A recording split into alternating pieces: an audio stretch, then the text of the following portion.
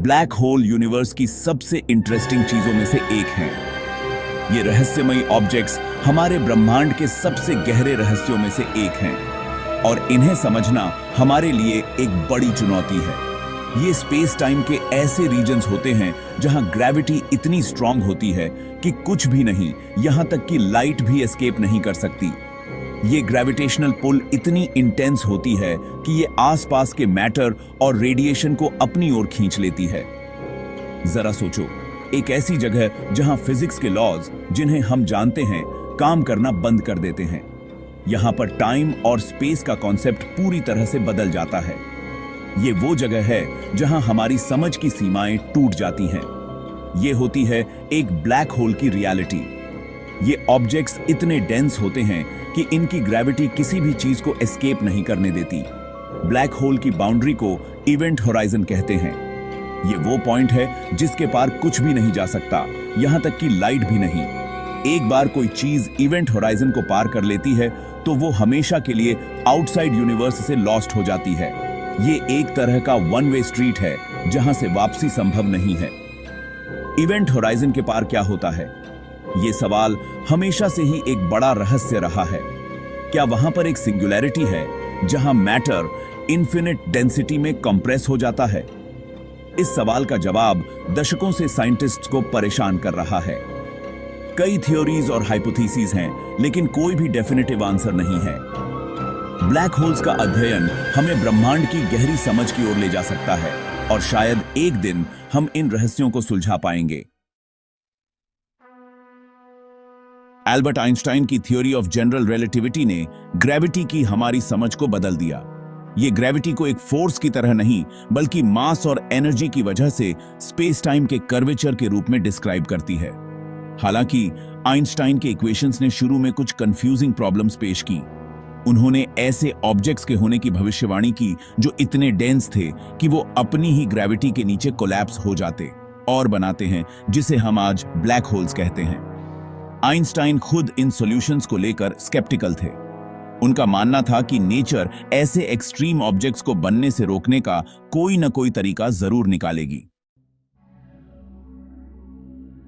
1915 में आइंस्टाइन द्वारा अपनी theory of general relativity publish करने के कुछ ही महीनों बाद कार्ल श्वार्ज़शिल्ड ने आइंस्टाइन के इक्वेशंस का एक एग्जैक्ट सॉल्यूशन खोज निकाला, जिसने एक स्फेरिकल नॉन रोटेटिंग मास के ग्रेविटेशनल फील्ड को डिस्क्राइब किया। श्वार्ज़चाइल्ड मैट्रिक के नाम से जानी जाने वाली इस सॉल्यूशन ने एक ब्लैक होल के सेंटर में इन्फिनिट डेंसिटी के एक पॉइंट, जिसे सिंगुलैरिटी कहा जाता है, के होने की भविष्यवाणी की। श्वार्ज़चाइल्ड सॉल्यूशन ब्लैक होल्स की हमारी समझ में एक बड़ी ब्रेक थ्रू थी। हालांकि इसने इन रहस्यमय ऑब्जेक्ट्स के नेचर के बारे में कई नए क्वेश्चंस भी खड़े किए। जनरल रिलेटिविटी के अनुसार एक ब्लैक होल के सेंटर में सिंगुलैरिटी होती है। यह एक ऐसा स्थान है जहां स्पेस और टाइम दोनों ही अनंत रूप से विकृत हो जाते हैं। यह इन्फिनिट डेंसिटी और जीरो वॉल्यूम का एक पॉइंट है जहां फिजिक्स के जात लॉज काम करना बंद कर देते हैं। यहां पर ग्रेविटी इतनी अधिक होती है कि कोई भी चीज, यहां तक कि लाइट भी, इससे बच नहीं सकती। सिंगुलैरिटी को अक्सर ब्लैक होल के अंदर नो रिटर्न के पॉइंट के रूप में डिस्क्राइब किया जाता है। इसे इवेंट होराइजन भी कहा जाता है, जो एक बाउंड्री है जिसके पार जाने के बाद कोई भी ऑब्जेक्ट वापस नहीं आ सकता। एक बार जब कोई चीज सिंगुलैरिटी में गिर जाती है तो वो एग्जिस्टेंस से ही खत्म हो जाती है। यह एक ऐसा स्थान है जहां मैटर और एनर्जी का पारंपरिक रूप से कोई अस्तित्व नहीं रह जाता। सिंगुलैरिटी का नेचर अभी भी फिजिक्स के सबसे बड़े मिस्ट्रीज में से एक है। वैज्ञानिक इस बात को समझने की कोशिश कर रहे हैं कि इस स्थान पर क्या होता है और यह कैसे काम करता है। कुछ साइंटिस्ट का मानना है कि क्वांटम मैकेनिक्स थ्योरी, जो एटॉमिक और सब एटॉमिक लेवल्स पर मैटर के बिहेवियर को गवर्न करती है, सिंगुलैरिटी पर क्या होता है यह समझने की हो सकती है। क्वांटम मैकेनिक्स और जनरल रिलेटिविटी को एक साथ मिलाकर एक यूनिफाइड थ्योरी बनाने की कोशिश की जा रही है जो सिंगुलैरिटी के रहस्यों को सुलझा सके। क्वांटम ग्रेविटी एक ऐसी थ्योरी है जो इस दिशा में काम कर रही है।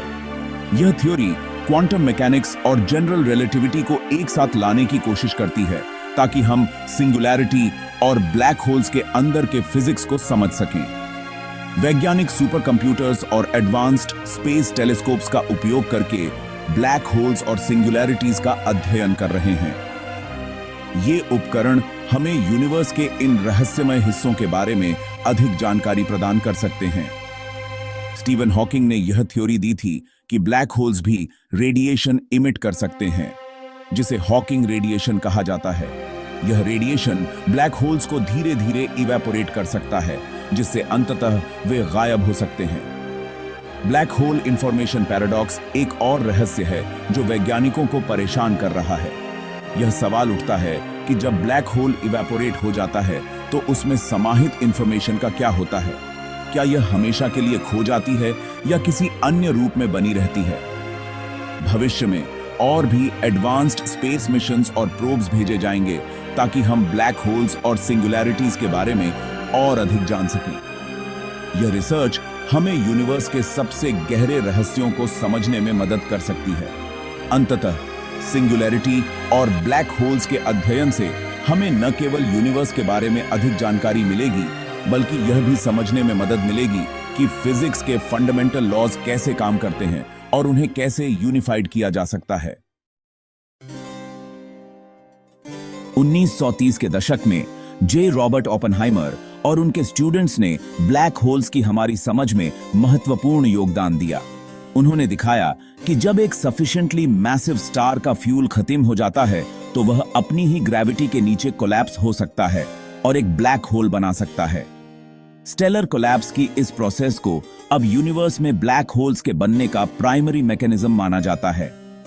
ओपेनहाइमर के काम ने ब्लैक होल्स और उनके सिंगुलैरिटीज के एग्जिस्टेंस के लिए और एविडेंस प्रोवाइड की, भले ही यह कॉन्सेप्ट फिजिक्स में प्रिवेलिंग व्यूज को चैलेंज करता रहा।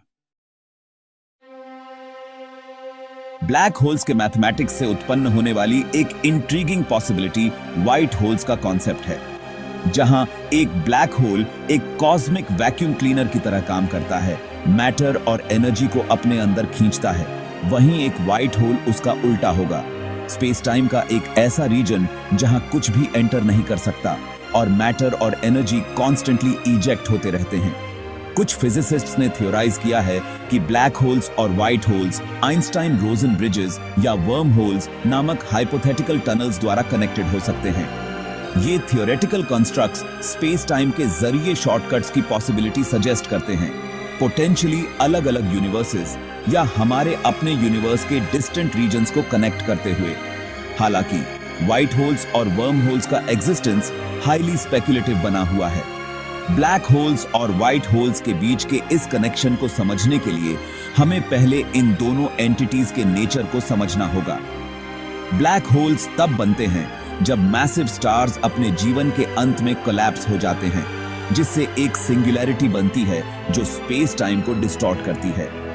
यह सिंगुलैरिटी एक ऐसा पॉइंट है जहां ग्रेविटी इतनी इंटेंस होती है कि कुछ भी, यहां तक कि लाइट भी, एस्केप नहीं कर सकता। दूसरी ओर व्हाइट होल्स थियोरेटिकल एंटिटीज हैं जो ब्लैक होल्स के विपरीत काम करते हैं। यह स्पेस टाइम के ऐसे रीजन्स हैं जहां से मैटर और एनर्जी केवल बाहर की ओर इजेक्ट होते हैं। अगर ब्लैक होल्स और व्हाइट होल्स वास्तव में वर्म होल्स द्वारा कनेक्टेड हैं, तो यह स्पेस टाइम में एक टनल की तरह काम करेगा, जिससे दो अलग अलग पॉइंट्स कनेक्ट हो सकते हैं। यह कॉन्सेप्ट साइंस फिक्शन में बहुत पॉपुलर है, लेकिन इसे साइंटिफिक प्रूफ के साथ सपोर्ट करना अभी भी एक चैलेंज है। कई साइंटिस्ट इस बात पर डिबेट करते हैं कि क्या वर्म होल्स वास्तव में एग्जिस्ट कर सकते हैं, और अगर हां, तो क्या हम उन्हें ट्रैवल के लिए यूज कर सकते हैं। अगर वर्म होल्स प्रैक्टिकल ट्रैवल के लिए पॉसिबल हो जाएं, तो यह स्पेस एक्सप्लोरेशन में एक रेवोल्यूशन ला सकता है, जिससे हम डिस्टेंट गैलेक्सीज और पोटेंशियली दूसरे यूनिवर्सेस तक पहुंच सकते हैं। मल्टीवर्स थ्योरी के अनुसार हमारा यूनिवर्स केवल एक है कई पैरेलल यूनिवर्सेस में से, और वर्म होल्स इन यूनिवर्सेस के बीच ब्रिजेस का काम कर सकते हैं।